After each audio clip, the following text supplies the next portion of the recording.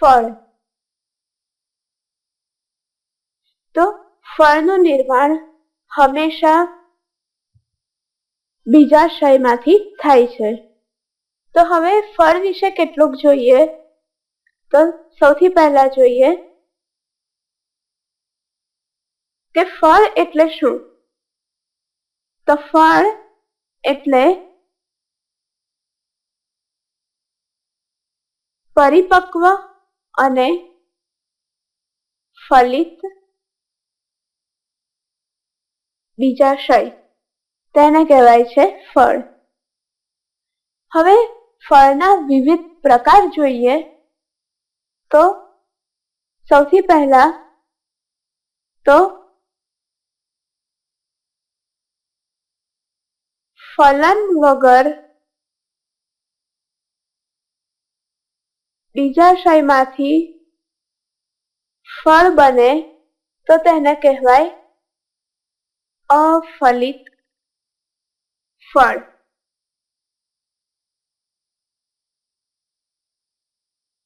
હવે સામાન્ય રીતે ફળમાં તેની જે બહારની દિવાલ છે તેને ફલાવરણ કહેવામાં આવે છે અને બીજ એ ફળમાં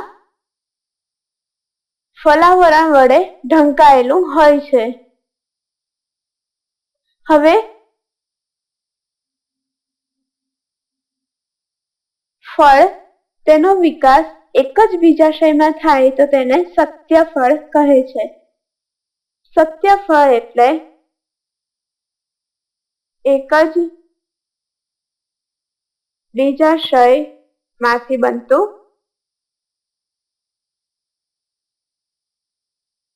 ફળ. સત્યફળ એટલે કે એક જ બીજાશયમાંથી ફળ બને તો તેને કહેવાય સત્યફળ.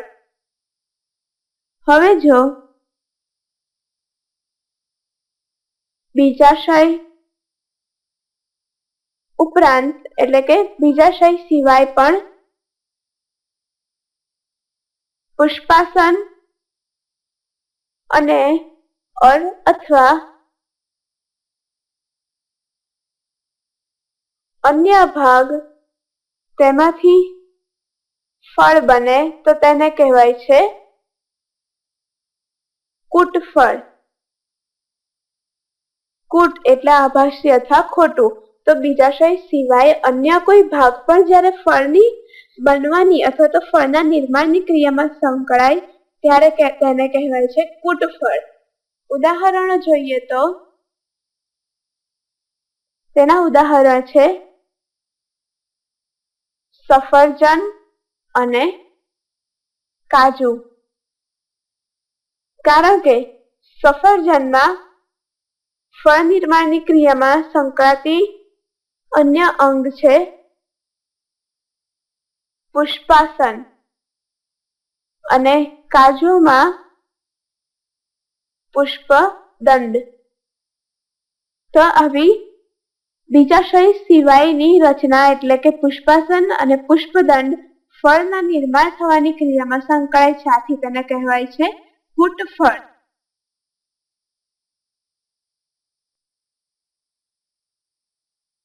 ફળના પ્રકારો જોઈએ તો ફળના વિવિધ પ્રકારો છે અને તે તેના ઉદ્ભવ અને વિકાસને આધારે થાય છે.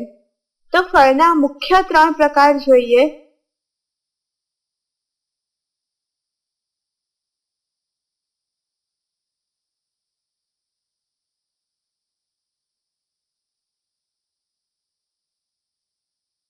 તો તેમાં છે પહેલો પ્રકાર સરળ ફળ, બીજો પ્રકાર છે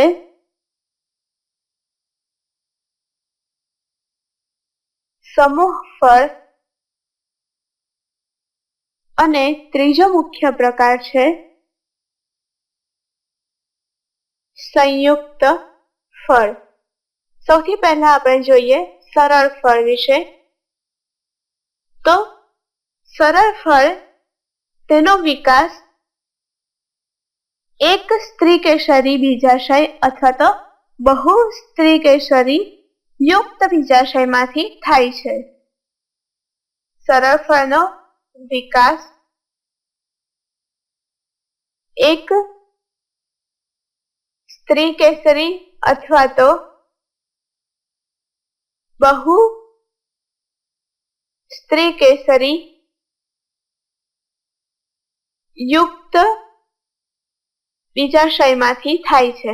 અહીં બહુ સ્ત્રીકેસરી યુક્ત બીજાશય એટલે કે ભલે સ્ત્રીકેસર વધારે હોય પરંતુ બીજાશય તો એક જ હશે. તો આમ આવી રીતે એક જ બીજાશયમાંથી ફળ બને છે. હવે આવા ફળને પણ 3 ભાગમાં વહેંચી શકાય છે. જેમ કે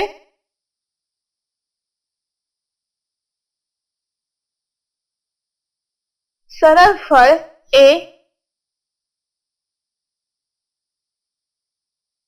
શુષ્ક અથવા તો રસાળ હોય છે.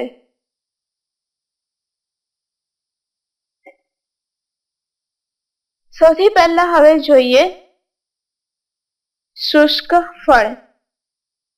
તો શુષ્ક ફળ એટલે કે તેના ફલાવરણ સૂકા હોય છે.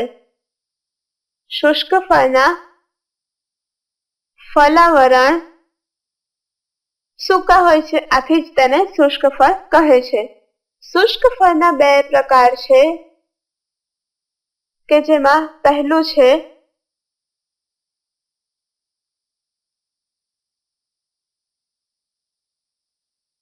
સ્ફોટનશીલ અને બીજો પ્રકાર છે અસ્ફોટનશીલ. સૌથી પહેલા જોઈએ સ્ફોટનશીલ પ્રકાર. તો સ્ફોટનશીલ એટલે કે સ્ફોટન વિસ્ફોટન થવું તે એટલે કે ખુલી જવું તે. તો હવે શુષ્ક અને સ્ફોટનશીલ ફળો એટલે કે જ્યારે ફળ પરિપક્વ થાય ત્યારે ફળની દિવાલનું સ્ફોટન થાય અને બીજને મુક્ત કરે. તો સ્ફોટનશીલમાં પરિપક્વ થયા બાદ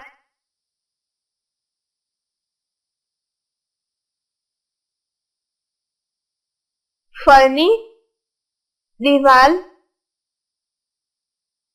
સ્ફોટન પામી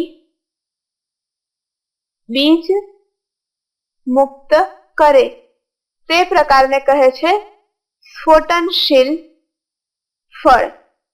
હવે સ્ફોટનને આધારે ફરીથી તેના કેટલાક પ્રકાર છે તે જોઈએ. તો સ્ફોટનશીલ ફળના પાછા 3 પ્રકાર છે. તેમાં છે પહેલો એક સ્ફોટી ફળ, બીજો પ્રકાર છે શિંબ ફળ અને ત્રીજો છે પ્રાવર ફળ. તો નામ પ્રમાણે જ એક સ્ફોટી ફળ તેમાં એક જ સ્ફોટન થાય છે.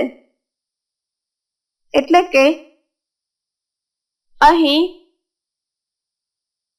સ્ફોટન એક ધારે થાય છે એટલે કે એક જ બાજુએથી સ્ફોટન થાય છે. તેનું ઉદાહરણ છે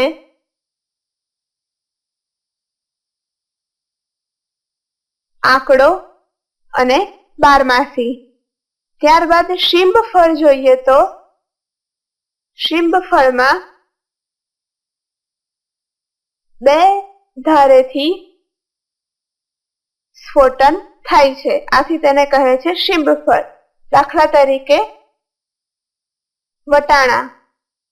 ત્રીજું છે પ્રાવર અથવા તો કટીપટિકા. તો કટીપટિકા અથવા તો પ્રાવર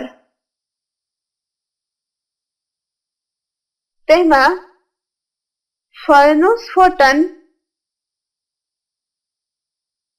2 થી વધુ ધારેથી થાય છે, આથી તેને કહે છે પ્રાવર અથવા તો ફટપટિકા ફળ. દાખલા તરીકે રાઈ. તો આમ સ્ફોટનશીલ ફળના 3 પ્રકાર છે એકસ્ફોટી ફળ, શિંબ ફળ અને પ્રાવર ફળ કે જેમાં એકસ્ફોટી એટલે એક ધારેથી સ્ફોટન, શિંબ ફળ એટલે બે ધારેથી સ્ફોટન અને પ્રાવર એટલે કે બે થી વધુ ધારેથી સ્ફોટન. તેના ઉદાહરણ છે અનુક્રમે આંકડો, વટાણા અને રાઈ. હવે બીજું જોઈએ.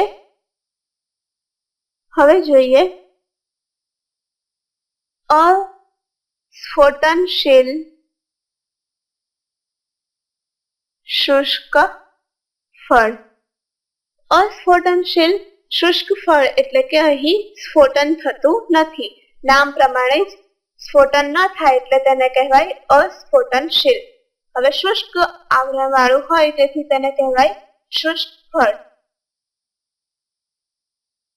અહીં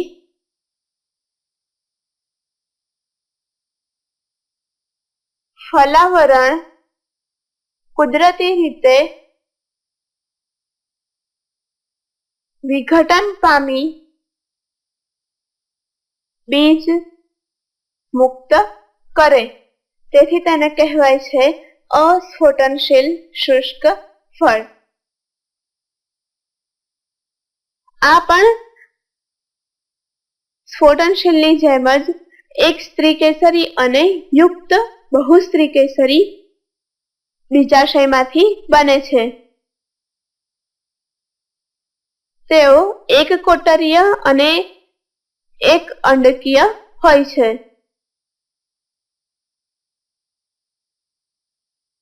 એટલે કે આવા ફળનો વિકાસ ક્યાંથી થાય છે તો કે એક કોટરીય અને એક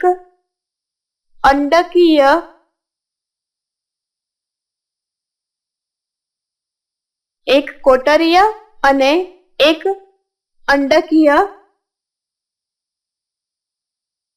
સ્ત્રીકેસરમાંથી વિકાસ થાય છે.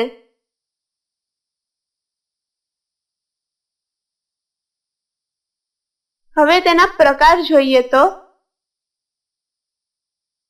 તેના પ્રકારો જોઈએ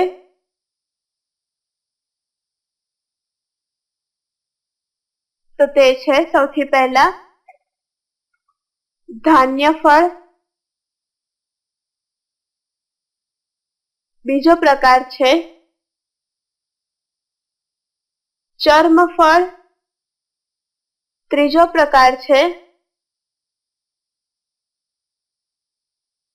રોમ વલય ફળ, ચોથો પ્રકાર છે કાષ્ઠ ફળ અને પાંચમો પ્રકાર છે સપક્ષ ફળ. તો આમ અસ્ફોટનશીલ શુષ્ક ફળના 5 પ્રકાર છે: ધાન્ય ફળ, ચર્મ ફળ, રોમ વલય ફળ, કાષ્ઠ ફળ અને સપક્ષ ફળ. સૌથી પહેલા જોઈએ ધાન્ય ફળ. તો તેમાં ફલાવરણ અને બીજાવરણ એક સાથે જોડાય છે અને સંયુક્ત કવચ રચે છે. તો ધાન્ય ફળમાં ફલાવરણ અને બીજાવરણ સાથે જોડાઈને રચે છે સંયુક્ત કવચ અને તેમાં બીજ એક જ હોય છે. તો અહીં બીજની સંખ્યા છે 1. તેનું ઉદાહરણ છે મકાઈ. બીજું જોઈએ ચર્મફળ. તો ચર્મફળમાં ફલાવરણ અને બીજાવરણ એકબીજાથી મુક્ત હોય છે. તેનું ઉદાહરણ છે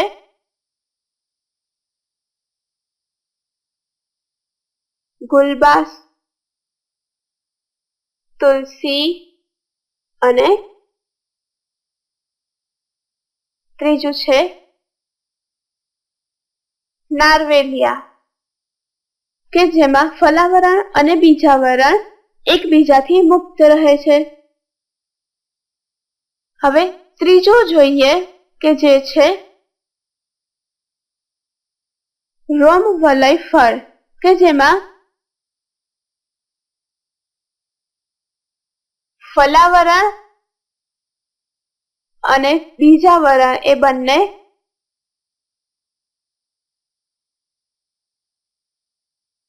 છૂટા પાડી શકાય તેવા હોય છે. તેનું ઉદાહરણ છે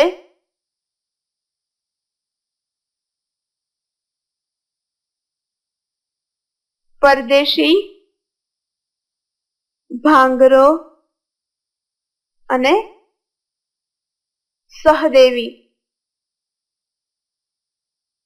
તો આમ રોમવલય ફળમાં ફલાવરણ અને બીજાવરણ છૂટા પાડી શકાય તેવા હોય છે. હવે કાષ્ઠફળ જોઈએ તો તેમાં કાષ્ઠફળમાં ફલાવરણ સખત અને મજબૂત હોય છે. તેનું ઉદાહરણ છે શિંગોડા અને કાજુ, કે જેમાં ફલાવરણ સખત અને મજબૂત હોય છે. છેલ્લો પ્રકાર છે સપક્ષ ફળ, કે જેમાં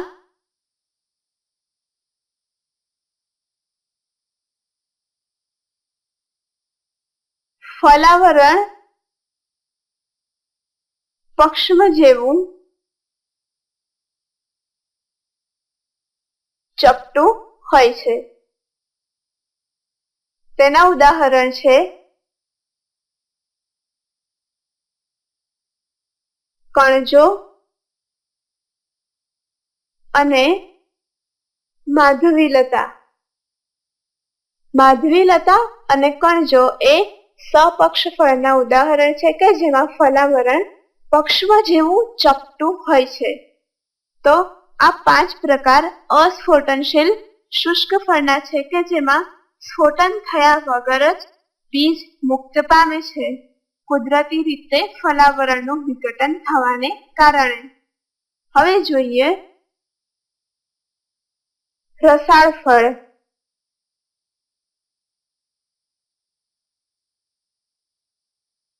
તો શુષ્ક ફળનું બીજું પ્રકાર છે, અથવા તો સરળ ફળનો બીજો પ્રકાર છે રસાળ ફળ. તો રસા ફળમાં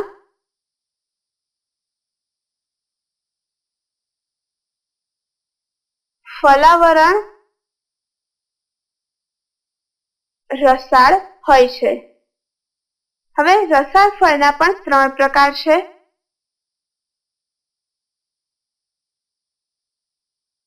જેમ કે પહેલો પ્રકાર છે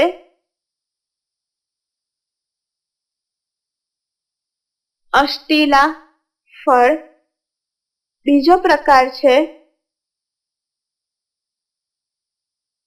અનષ્ટીલા અથવા બેરી, અને ત્રીજો પ્રકાર છે સેબિયા. સૌથી પહેલા જોઈએ અષ્ટીલા ફળ. તો અષ્ટીલા ફળ એટલે કે જેમાં ફળના 3 ભાગ હોય છે. અષ્ટીલા ફળમાં ફળના 3 ભાગ છે. કયા કયા તે જોઈએ તો તેમાં છે બાહ્ય ફલાવરણ, કે જે સૌથી બહાર હોય છે. ત્યારબાદ માસલ ફલાવરણ, અને અંતમાં છેલ્લું છે કઠણ અંતઃ ફલાવરણ. આમ ફળના મુખ્યત્વે 3 ભાગ પડે છે: બાહ્ય, માસલ અને કઠણ ફલાવરણ. બાહ્ય ફલાવરણ સૌથી બહાર હોય છે, મધ્યમાં મધ્ય ફલાવરણ માસલ હોય છે અને અંતઃ ફલાવરણ કઠણ અને સખત હોય છે. તેના ઉદાહરણ જોઈએ તો કેરી, ઉપરાંત નાળિયેર. ત્યારબાદ જોઈએ અનસ્ટીલા ફળ અથવા તો બેરી ફળ. તો આ પ્રકારના ફળમાં બાહ્ય અને મધ્ય ફલાવરણ અસ્ટીલા ફળ જેવું હોય છે. એટલે કે અનસ્ટીલા ફળમાં બાહ્ય ફલાવરણ